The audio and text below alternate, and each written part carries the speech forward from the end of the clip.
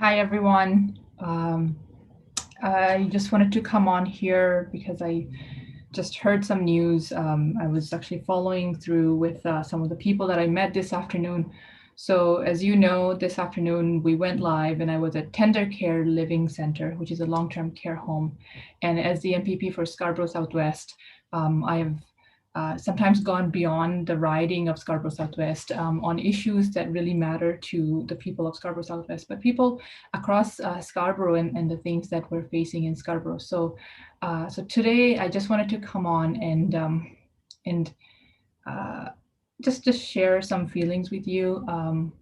I think it's just even for my own mental health. I wanted to just share a moment and kind of connect with people and share how I've been feeling and and see, hope that you're all staying safe and healthy during this difficult time. And from the news that we're hearing, the numbers today, the numbers were extremely high, the highest ever, and it's been really hard. And today, when I joined the protest with family members and doctors, PSWs, we had social workers, we had um, SEIU members. A big shout out to SEIU workers and all of our healthcare workers who have been doing a great job. But a lot of them came out, and we were there at Tendercare Living Center, which is a long-term care home owned by Extended Care, and we were there protesting the government and Minister Fullerton to provide more support. We were protesting the lack of response we had been getting, and I just joined in solidarity, asking people, asking this government to do better, to basically provide some of the necessary tools that we need in our long-term care homes, and one of them is staffing. Um, so, so I just wanted to come on and kind of share some of these things with you, um, because it's been a really tough day. It's been a really tough day, just kind of taking it all in, and this job that we have. It You get to hear a lot of different stories. You get to meet a lot of people who are facing everyday struggles, and you do your best to help every single individual. And during the holidays, we've had some of these stories, some of these family members um, that I've gotten the chance to meet. And today was especially, as I got out of my car to go to the protest, I was walking with one family, and they were telling me about their mom, who's in tender care, long-term care home. And then I got to meet a few others. And then there was one gentleman who just didn't want to talk to anyone. He just wanted to stand in solidarity. And just within minutes, I learned that he lost his father today, this morning, and he wanted to come and join the protest because we're losing too many lives. Um, so so thank you to all of you who are tuning in. I'm really glad you're joining me, because I just I'm uh, I can't meet you all in person, and some of those who I was able to join, during the protest, it was it's just heartbreaking to see what's happening, and what's worse is you can't hug, you can't touch somebody to sympathize, and it was really difficult. And so in the afternoon, when I joined the protest, there was about 43 people that we from the numbers that we had gotten, 43 residents who had died, um, over 100 positive. Many staff members had tested positive as well. Just within hours, just actually a little while ago, um, someone on Twitter wrote to us and said it's now gone up to 48. Um, and I'm sorry. It's just been a really hard day. So that's the type of reality that we're seeing in these long term care homes, And and the response that we heard this afternoon from Minister Fullerton, the Minister of Long-Term Care, was that everything in long-term care is okay, and she's she thinks that they have done their they have taken everything under control, so there is nothing to worry about. And I I think it's just it's just really hard to believe that we have a minister who would, when just within days we heard from 43 the number went to 45, 48, and the minister comes on TV. By the way, after many days, she came on and said everything was okay. And I think it's just like it was infuriating. It was really um, yeah. I'm just going to take a moment, and I think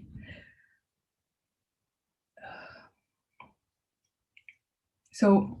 I watched the news and just seeing the minister talk about how it's okay, and really kind of have this approach that it's the management's responsibility. Meanwhile, we've had family members for more than a week of residents at Tendercare asking the ministry for support.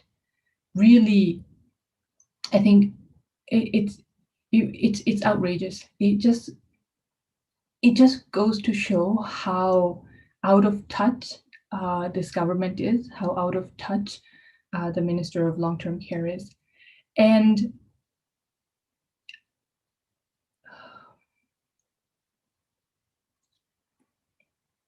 I thank you so much to all of you who are joining me. I've been a mess today.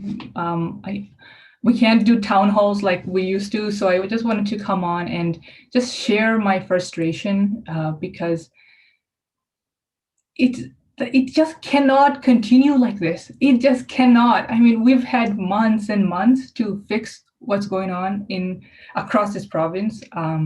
In Scarborough, we have our hospitals are just beyond overwhelmed. People in our communities have been affected much more than many other communities across this province. And then we have this home, and we have had many other homes in Scarborough that face similar situations as well. In the beginning of the pandemic, we saw Midland Gardens, we saw, in homes in our riding as well. It's like they don't learn lessons from it. It's like they had 8-9 months and they just won't act. And it's really frustrating because there are certain things you can do right now. And I'm not gonna blame. I'm not gonna go back to history and talk about the previous government, all of that stuff. We can do all of that, and I know right now is not the time to talk about this blaming thing. Even though this is a political decision, it is a political decision, and there are things that the government can do. There's the staffing issue is something that the government take action right now. The hours, the standard of care, the 4 hours minimum care that we have already talked about in the legislature, the government agreed to pass, and then we have the minister come in front of the cameras and say they will implement it in 2024, while people are actually dying right now. And this standard of care, this minimum hours of care, was something that we needed years ago. We had asked for this years ago, and this was something I remember when I was at Seven Oaks in 2018, and a resident told me about his roommate who fell down and what happened. And I wrote about this, and many of you know because I've shared this story, because it really, as a new MPP at that time, I was just learning about long-term care. I was just understanding what was going on in the many homes in Scarborough. And he said to me, he's like, Let me tell you what happens when someone falls down and is bleeding on the floor. We just don't have enough staff to come around and help them in time. So they could be lying there for 10, 15, 20 minutes before someone actually comes for help. And that was the case before. That was in 2018. And that's actually, and that time I invited the minister to come and visit a home in Scarborough. Today, lots of people called on the government. Today, lots of people called on the minister to come and visit Tendercare. She can't just sit home and say everything is okay, everything is under control, because it is not under control. It is not okay.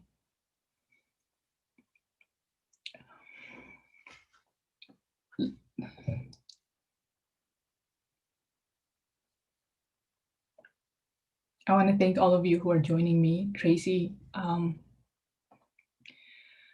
Linda. Thank you, Rashid.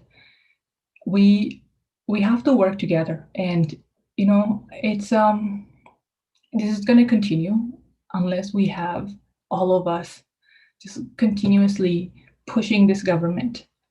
We need a systems change. We need this government to change. But until then, we have to make sure that we save lives.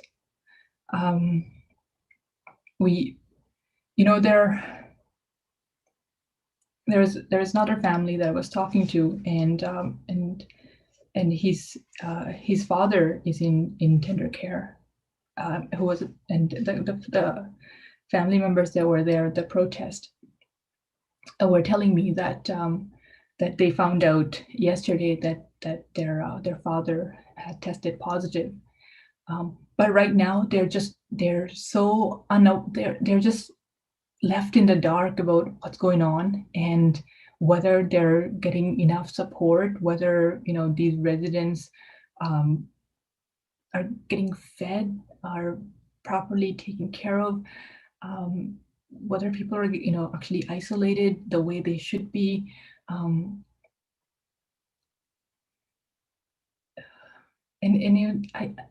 didn't know what to say to the kids, to the son.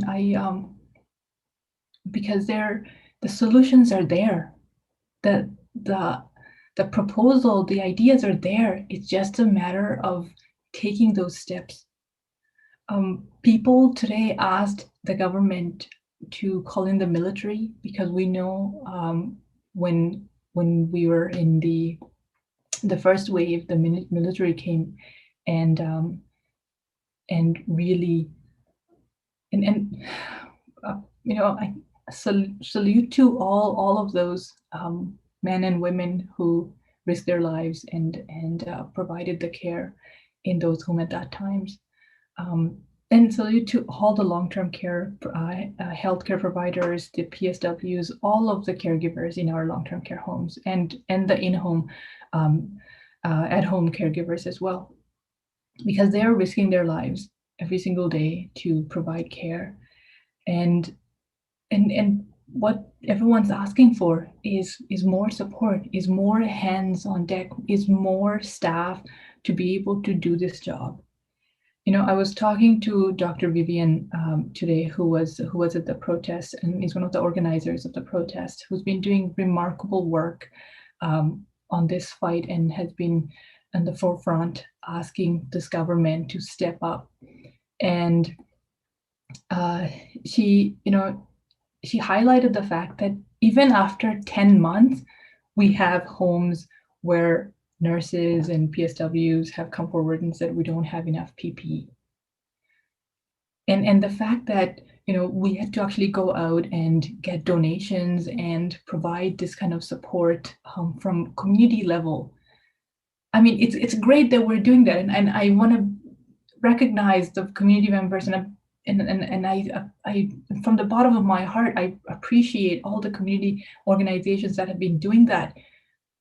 But that's because we have had a government that failed to give the proper resources that were necessary. Tracy mentioned her brother who lives at Chartwell Trilogy. Chartwell is another one. Well, they have cases the care and love and measures they take for our loved ones is reassuring. We wish homes, yeah. I'm so glad, Tracy, that your brother is doing well and he's being taken care of. And actually, there are quite a few homes. I had a chance to talk to another retired nurse today who talked about another home in Hamilton, and they talked about methods that worked, where you have family members who are actually being taken care of. You have enough PPE for our caregivers, for our healthcare professionals. You have enough staff in this home. You have enough support when it comes to the emergency doctors or the infection prevention, making sure that there is infection control methods that's already there set up, that you make sure that there is enough inspections taking place. And when I say inspection, I want to be very clear that it's not just about doing an inspection. There are a few things that we need to get right, and that can only happen when we have unannounced inspections, which is one. And when we have unannounced inspections, those reports matter, because there's no point on doing an inspection if there is no conclusion, if there is no consequences. What happens after? There's been many inspectors who have come forward and talked about the inspections they have done in homes, and then they let the ministry know, and there was no actions taken after. There's got to be steps. There's got to be real steps after a home is found to be neglectful. There's got to be real measures taken to make sure that they lose their license. Make sure that there's proper consequences and a fine, so that they don't do the same mistakes again. Meanwhile, just 2 months ago, we had the government pass a legislation where they actually made it easy, made it possible, so that many of these homes can actually get away with what they're doing right now. My friend Ward Smith joined as well, who's been somebody who's been such an amazing advocate throughout on many of the issues in Scarborough. And he said, have you heard about the health and homeless refugees in the Kingston Road motels about to be evicted? I've actually recently, Word, I was on Kingston Road for a rally with some of the tenants on Landmark Court, who are fearing of evictions as well, and showing support as well. I think there's across the city there's a huge problem of homelessness and housing, and that's something that I've heard so much. And the fact that we have developments happening without really understanding what we need to do with our housing crisis, and without really taking into consideration what we really need to do with making sure that homes are affordable for people, is a huge problem.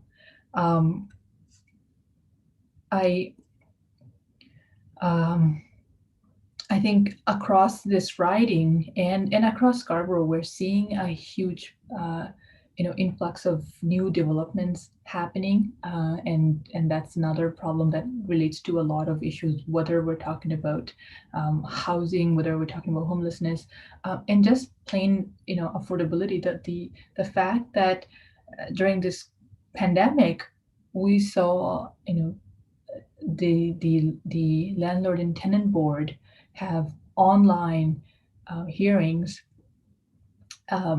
where people, and actually there's a video that you can watch online where we have I think a family member of someone who died during COVID, and she joined the LTB hearing, and the adjudicator who was actually conducting the process, the hearing, asked if the tenant was there, and the family member said that he's not there.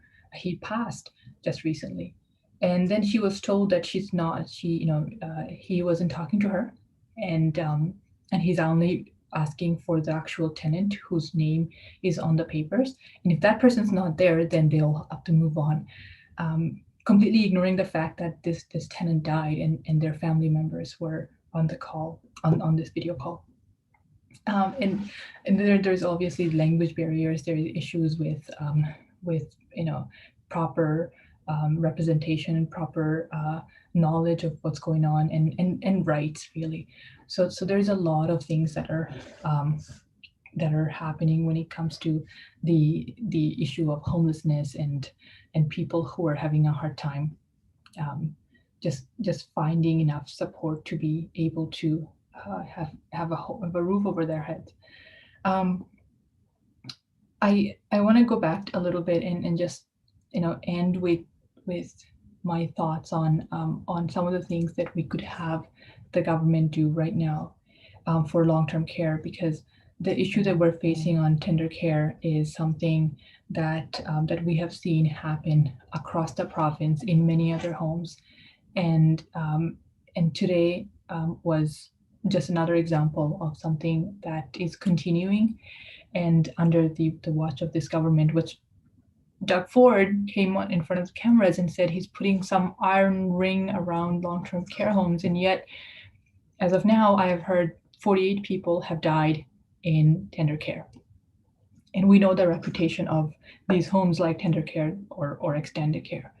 So I am asking the government and the Minister of Long-Term Care, Minister Fullerton, to provide enough staff for Tendercare and all the other homes that are having a tough time. I'm asking them to make sure that these staff have enough PPEs, enough support so that they can do their job safely. I'm asking her not to wait until 2024 to make sure that they implement hands-on care, minimum 4 hours hands-on care immediately for Ontario, something that we need so badly right now. And I'm asking the government, if we really need to have the military or the Red Cross come here and support these homes, then let them do that. Get the military, get Red Cross to come and support, take control of the management, make sure there is enough support provided so that we're not losing any more lives. And frankly, if the minister is not up for the job, if she cannot do her job, maybe she should step down, because it's almost a year and we're still facing the same problem and the solutions are there. She's just not seeing, and she just she's completely out of touch with what's happening in long-term care, and that it's devastating. So I just wanted to come on and share my thoughts and tell you what happened today, and hope that that the ministry will listen, and people, family members who joined the rally today at these homes are able to find, get the response that they're looking for and they've been calling for. So thank you all for joining today, and I'm going to end here, but I will keep you updated with what's happening at Tendercare and what's happening in